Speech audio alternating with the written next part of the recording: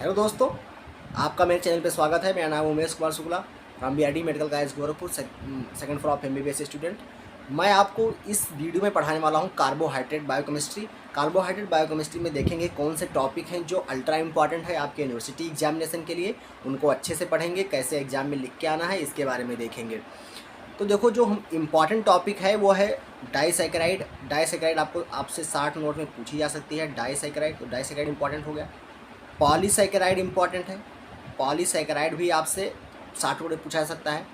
Mucopolysaccharide भी important है, ये भी आपके 60 नोट में क्वेश्चन आ सकता है। इसको हेट्रोपॉलीसैकेराइड भी कहते हैं, तो दोनों नाम से आ सकता है, म्यूकोपॉलीसैकेराइड या हेट्रोपॉलीसैकेराइड।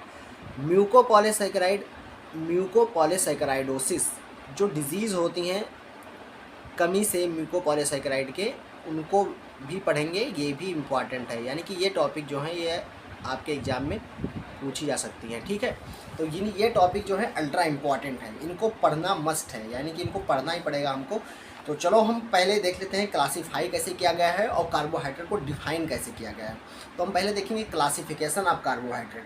क्लासिफिकेशन ऑफ कार्बोहाइड्रेट में क्या है, देखो कार्बोहाइड्रेट को मोनोसैकेराइड, डाइसैकेराइड, ओलिगोसैकेराइड और पॉलीसैकेराइड में बांटा गया है on the basis of hydrolysis. Monosaccharide ऐसे सैकेराइड होते हैं जिनका हाइड्रोलिसिस नहीं होता है, तो मोनोसैकेराइड ऐसे हैं जिनका हाइड्रोलिसिस नहीं होता है। वहीं पर डाइसैकेराइड जब हाइड्रोलिसिस होता है तो वो दो मोनोसैकेराइड देते हैं। वहीं पर ओलिगोसैकेराइड 2 से अधिक दे सकते हैं और पॉलीसैकेराइड 10 से अधिक मोनोसैकेराइड यील्ड करते हैं हाइड्रोलिसिस पे। मोनोसैकेराइड को फिर से बांट दिया गया है एल्डोज और कीटोज में। एल्डोज का एग्जाम्पल है ग्लूकोज और गैलेक्टोज। यहाँ पर कीटोज का एग्जाम्पल क्या है, फ्रक्टोज। डाइसैकेराइड में आ जाएगा रिड्यूसिंग और नॉन रिड्यूसिंग शुगर। रिड्यूसिंग में तुम्हारा लैक्टोज और माल्टोज आएगा और नॉन रिड्यूसिंग में सुक्रोज आएगा। अभी हम देखेंगे कि आखिर रिड्यूसिंग और नॉन रिड्यूसिंग क्यों कह रहे हैं उसको, और कौन ओसाजोन बना रहा है, कौन म्यूटा रोटेशन करवाता है, कौन नहीं करवाता है, ये सब डिटेल में देखेंगे, आप परेशान मत होइए। ओलिगोसैकेराइड का एग्जाम्पल है रैमनोज। वहीं पॉलीसैकेराइड को फिर से बांटा गया है होमोपॉलीसैकेराइड और हेट्रोपॉलीसैकेराइड में। होमोपॉलीसैकेराइड के एग्जाम्पल हैं ग्लाइकोजन, जिसमें एक ही रिपीटिंग यूनिट होती है जैसे ग्लूकोज, और स्टार्च भी क्या है, होमोपॉलीसैकेराइड है। हेट्रोपॉलीसैकेराइड के अंतर्गत आता है म्यूकोपॉलीसैकेराइड।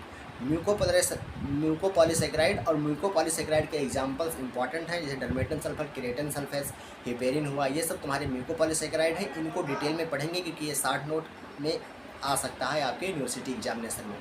अब हम चलते हैं डिफिनीसन की तरफ कार्बोहाइड्रेट का। तो कार्बोहाइड्रेट का डिफिनीसन और उसका फंक्शन क्या है, इसके बारे में हम आगे डिस्कस करने वाले हैं। तो कार्बोहाइड्रेट क्या होते हैं, पॉलीहाइड्रॉक्सी एल्डिहाइड या कीटोन। पॉलीहाइड्रॉक्सी एल्डिहाइड और ketone are compound which yield them on hydrolysis. या तो पॉलीहाइड्रॉक्सी एल्डिहाइड या कीटोन हो, या तो ऐसे कंपाउंड हो जो यील्ड करते हो इनको हाइड्रोलिसिस पे, वो क्या कहलाते हैं, कार्बोहाइड्रेट।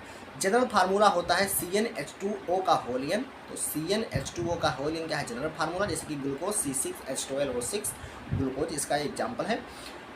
अब हम फंक्शन देख लेते हैं कि आखिर क्यों इम्पॉर्टेंट है ग्लूकोज। तो ये फंक्शन है,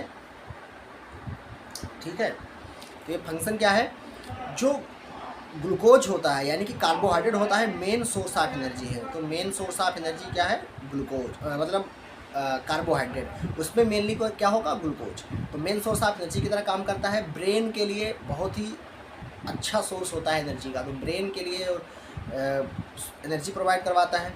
और स्टोरेज फार्म ऑफ एनर्जी है। स्टार्च स्टोर होता है प्लांट में, वहीं ग्लाइकोजन एनिमल में। तो स्टार्च तुम्हारा कहाँ होगा, इस प्लांट में, और ग्लाइकोजन कहाँ स्टोर होगा, एनिमल में। अगर 1 ग्राम बर्न हो कार्बोहाइड्रेट तो कितनी किलो कैलोरी एनर्जी प्राप्त होती है, 4 किलो कैलोरी। तो 4 किलो कैलोरी एनर्जी प्राप्त होगी पर ग्राम, 4 किलो कैलोरी पर ग्राम एनर्जी यील्ड करती है।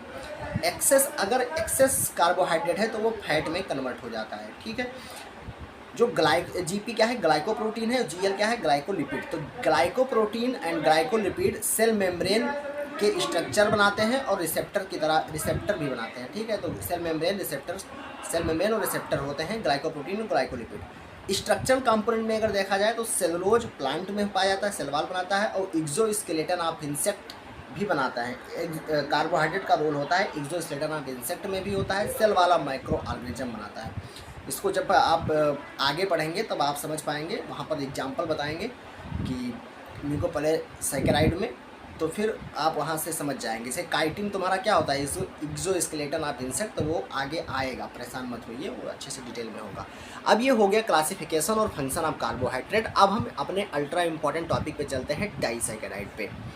डाइसैकेराइड आपको 60 नोट के रूप में पूछा जा सकता है, तो इसको आप लोग अच्छे से पढ़िएगा और अच्छे से यूनिवर्सिटी एग्जामिनेशन में लिख के आइएगा।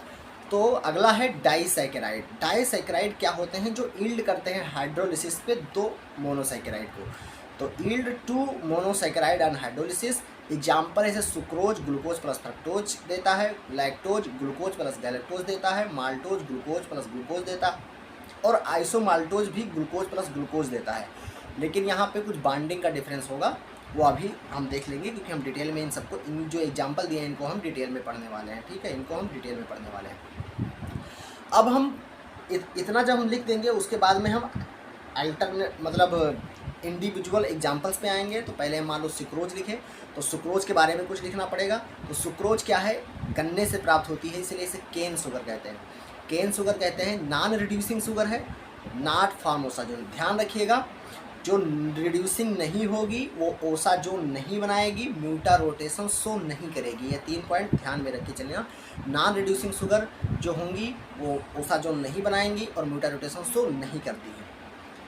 अब आखिर रिड्यूसिंग और नॉन रिड्यूसिंग क्यों है, ये आप लोग बायोकेमिस्ट्री में पढ़ चुके होंगे, केमिस्ट्री में पढ़ के आए होंगे नीट में, लेकिन यहाँ भी आप समझ लीजिए, जो एनोमेरिक कार्बन होता है उस पर OH ग्रुप लगा होता है, ठीक है। एनोमेरिक कार्बन अगर फ्री है दूसरे कंपाउंड के जुड़ने के लिए, या उस पर OH लगा हुआ है, तो एक H निकल के कोई दूसरा कंपाउंड अगर जुड़ जा रहा है, ठीक है, तो वो ओसाजोन बनाता है, और अगर नहीं जुड़ पाता है तो नहीं बना पाता है। यानी कि वो एनोमेरिक कार्बन पे निर्भर करता है कि एनोमेरिक कार्बन फ्री है या पूर्णतः बांड है। तो फ्री होगा तो रिड्यूसिंग होगा, और नहीं फ्री होगा तो क्या होगा, नॉन रिड्यूसिंग होगा। जैसे कि जो इसको इन्वर्ट शुगर भी कहते हैं, इसको इन्वर्ट शुगर भी कहते हैं। क्यों कहते हैं वो देख लो। सुक्रोज जो होता है उसका ऑप्टिकल रोटेशन, ये OR क्या है, ऑप्टिकल रोटेशन। सुक्रोज का ऑप्टिकल रोटेशन होता है +66.5। लेकिन जब सुक्रेज या इन्वर्टेज एंजाइम के द्वारा इसका क्या होता है, हाइड्रोलिसिस होता है, तो ग्लूकोज प्लस फ्रक्टोज बनता है। ग्लूकोज जो होता है वो उसका ऑप्टिकल रोटेशन 52.5 डिग्री होता है पॉजिटिव में, वहीं पर फ्रक्टोज का -92 डिग्री होता है। और इसको जब अगर हम जोड़ेंगे दोनों को तो निगेटिव में आएगा, टोटल आएगा क्या, निगेटिव में। आप इसको जोड़ के देख लीजिए, निगेटिव में आएगा।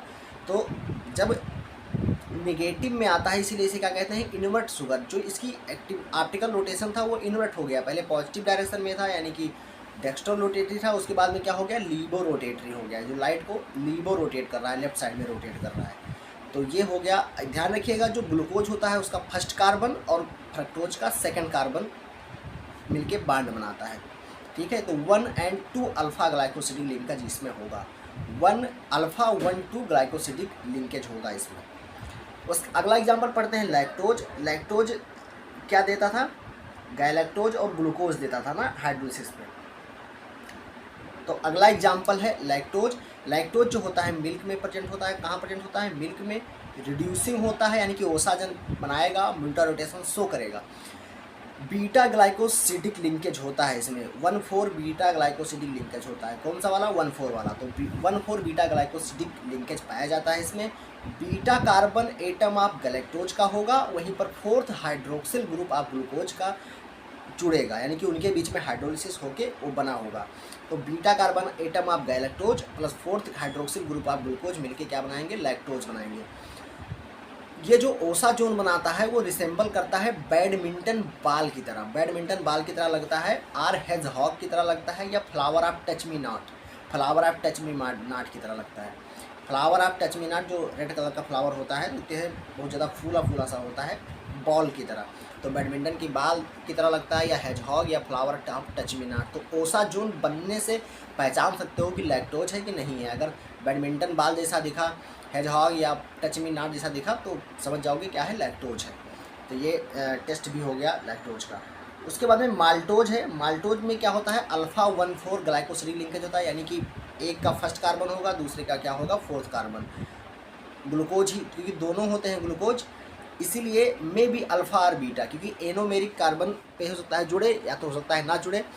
इसके कारण जो माल्टोज होता है ये अल्फ़ा भी हो सकता है, अल्फ़ा माल्टोज भी हो सकता है, बीटा माल्टोज भी हो सकता है। ये रिड्यूसिंग है। पेटल शेप्ड क्रिस्टल सा माल्टोज ओसाजोन बनता है, यानी कि जो इसका ओसाजोन बनता है किस शेप का होता है, पेटल शेप का होता है। अगला एग्जाम्पल है, जो लास्ट एग्जाम्पल है, आइसोमाल्टोज। आइसोमाल्टोज क्या है, रिड्यूसिंग है। अल्फा 1,6 ग्लाइकोसिडिक लिंकेज पाया जाता है। ग्लूकोज जब ग्लाइकोजन या स्टार्च को का पार्शियल हाइड्रोलिसिस होता है तो आइसोमाल्टेज बनता है। तो आप लोग इसको अच्छे से पढ़ लीजिए, अच्छे से लिख लीजिए, और यही एग्ज़ाम में आपको लिख के आना है। आपको नंबर बनाने के लिए ये काफ़ी है।